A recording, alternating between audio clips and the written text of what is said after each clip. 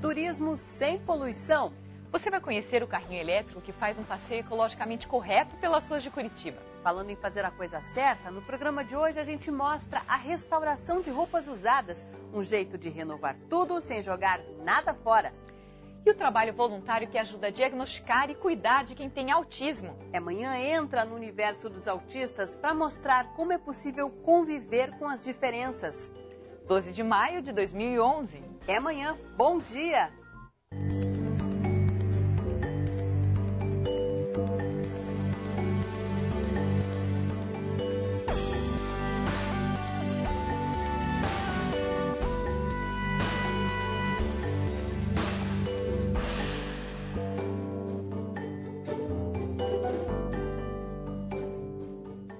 Amanhã começa falando de saúde. Determinados comportamentos podem indicar que alguma coisa está errada. Às vezes, é difícil descobrir o que, principalmente quando a criança é muito pequena. O diagnóstico de certas síndromes acaba sendo feito graças à intuição da família.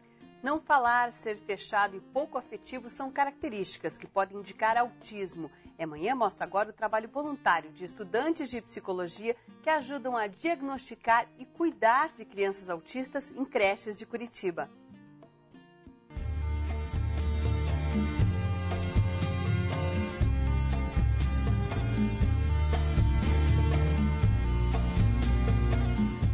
Colocar o bebê no colo. Conversar, mesmo que ele não entenda. Os olhinhos atentos parecem dizer alguma coisa. Eles são as respostas imediatas dessa turminha.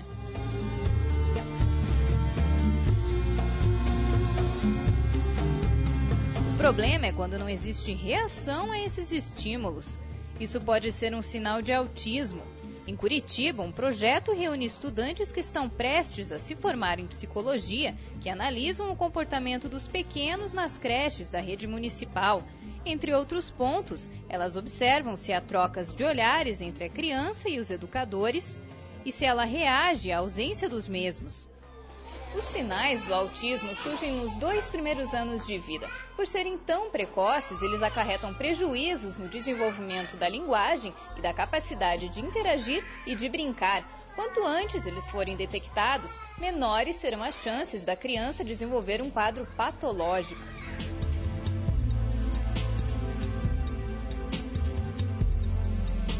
As crianças que recebem o diagnóstico aqui são encaminhadas para o tratamento. As experiências de contato são a base da terapia. O atendimento psicoterápico de bebês e crianças pequenas, ele é efetuado no trabalho com o laço, mãe e bebê. Então, nós oportunizamos na sessão, o trabalho lúdico, um trabalho que estimule a qualidade desse laço, que estimule a criança a estar mais aberta para o seu adulto cuidador, também para as atividades propostas. As futuras psicólogas acreditam que essa é a melhor maneira de colocar em prática o que aprenderam em sala de aula, uma vivência prazerosa e recompensadora. Que a gente pode interagir com as crianças, ter a troca de olhar com elas. Nosso estágio acaba enriquecendo muito a nossa prática profissional mesmo, desde a faculdade. Muito, muito bacana.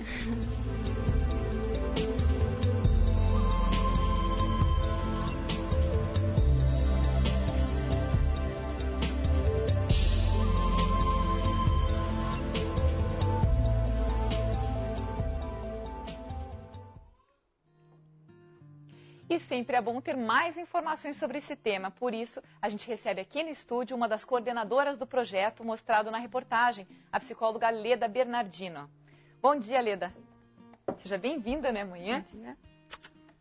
Por favor, fique à vontade. Sinta-se em casa. Pode se sentar, por favor.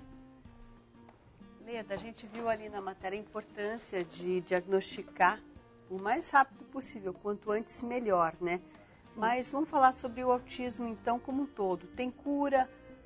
O trabalho de prevenção ajuda a amenizar os sintomas? Sim. Primeiro é importante a gente falar que existem alguns sinais que são sinais de risco.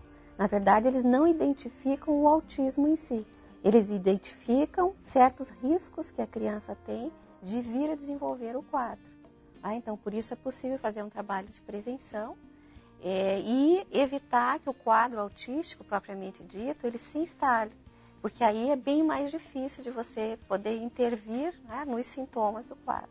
Quais seriam esses sinais?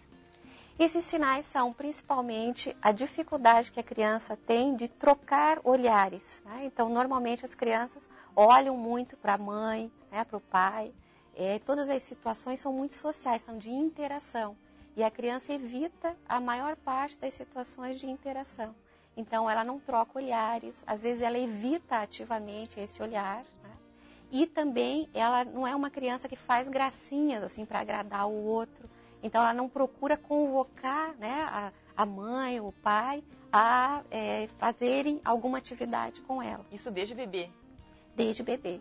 Até para falar, as primeiras palavras não saem tão facilmente, né? Isso, há o atraso na fala, às vezes não há o desenvolvimento da fala, né? Embora todo o aparelho vocal, fonoarticulatório seja normal. A dificuldade é realmente de usar a fala para comunicação. Leda, e se você for fazer um exame clínico, não aparece nada, né? Uma tomografia, esses exames mais... Fisicamente, está tudo certo, né? Sim, sim. Você pode ter esse quadro clínico associado a algumas síndromes, né, alguns problemas que envolvem uma alteração neurológica. Mas, né, o quadro clínico do autismo, normalmente, ele não revela nenhum sinal. É um pouco difícil, né, Inclusive, até no exame pediátrico convencional, a criança vai muito bem, porque aquilo que é avaliado pelo pediatra, normalmente a criança responde bem, em termos do desenvolvimento neuropsicomotor, né? Agora, pela dificuldade da criança também de se expressar, muitas vezes os pais não sabem quando ela está doente, quando está com dor na garganta, quando ela está com dor de ouvido. Como é que a mãe e o pai agem numa situação dessa? Nessa situação, quando a criança não se comunica, os pais eles têm que estar muito atentos e ficar o tempo todo tentando entender que sinais a criança está dando quando ela não está bem. Aprender qual é a forma que ela tem de comunicar quando ela não está bem. E é muito difícil porque justamente é um quadro que atinge a comunicação, né? A interação. E para os estudantes, essa convivência nas creches é muito importante, né? Isso vai ajudar mais tarde na profissão, né? Sim, porque eles aprendem bastante, até nos estágios básicos, a observar o desenvolvimento normal. E nesse estágio do 5º ano, eles já vão, né, com uma intervenção específica, com um projeto específico. E nesse caso, então, a gente tem um instrumento, né, um protocolo de pesquisa que se propõe a identificar alguns sinais de risco. E eles são preparados, são treinados para aplicar esse protocolo. O autismo é uma patologia que a gente não ouvia muito falar, né? Está sendo mais divulgado agora. E um dos artistas, ou dos filmes que marcou, que eu lembro, era o Rayman. Sim. A gente conhece só um tipo do autismo, né? Aquele que memoriza com facilidade, números ou nomes. Quais são os outros tipos de autismo que existem? Então você tem o autismo, né, do Rayman, que é chamado de autofuncionamento, que é quando a criança ou o adolescente tem alguma habilidade específica, né? Na terminologia psiquiátrica atual também é conhecido como síndrome de Asperger. Agora você tem os quadros em que se instalam muito cedo no desenvolvimento da criança e aí ela tem uma evolução mais deficitária. Aí ela tem muita dificuldade para começar a falar e às vezes ela não desenvolve assim uma área mais específica. Leda, para o pai é importante saber, o filho vai poder levar uma vida normal? Depende muito da precocidade em que se busca o atendimento. Então, quanto mais cedo você buscar, né, uma ajuda profissional, menos, né, os danos a criança vai ter em função desse fechamento que ela tem para os estímulos externos. Então, se você intervém precocemente, o fechamento vai ser bem menor. E aí ela não vai ter danos, né, na inteligência, em toda a parte cognitiva, inclusive vai desenvolver formas de convivência social. Então, o diagnóstico precoce, né, ele é a chave para que você possa fazer uma intervenção precoce e para que o quadro clínico não se instale, né, de uma maneira completa, que é realmente aí um fechamento muito grande a toda a estimulação e a toda a convivência com o meio. E esse trabalho que é feito terapêutico, ele é feito também com os pais e para os pais, né? Porque a família tem que saber como... Isso, atualmente nós temos formas de intervenção bem precoces, né, de atendimento com bebês e pais, em que a gente busca reestabelecer o vínculo pais-bebê, que é bastante prejudicado em função desse evitamento que acaba acontecendo por parte da criança aos investimentos afetivos, né, e sociais dos pais. Então, a gente trabalha justamente para que os pais encontrem formas de capturar a atenção da criança, de estabelecer um bom vínculo com ela, e isso acaba provocando efeitos muito importantes e, às vezes, até rápidos, se a gente intervém no tempo de bebê. Tá certo. Leda, Bernardino, obrigada. Vamos deixar uma mensagem em contato para esses pais que às vezes estão preocupados ouvindo e escutando a gente. E às vezes que não identificaram. Ainda podem identificar. Então, nós temos esse programa na PUC, né, na Clínica de Psicologia, que é o Núcleo de Prática em Psicologia. O telefone, então, onde está o nosso programa, que é o ProPai, né, é o 3271-1591. E queria também aproveitar, né, para que vocês possam também acessar o e-mail de um congresso que nós estamos organizando, que vai acontecer em Curitiba, 24 a 27 de agosto. O site é www.congressoautismo.com. E o e-mail que você estava comentando?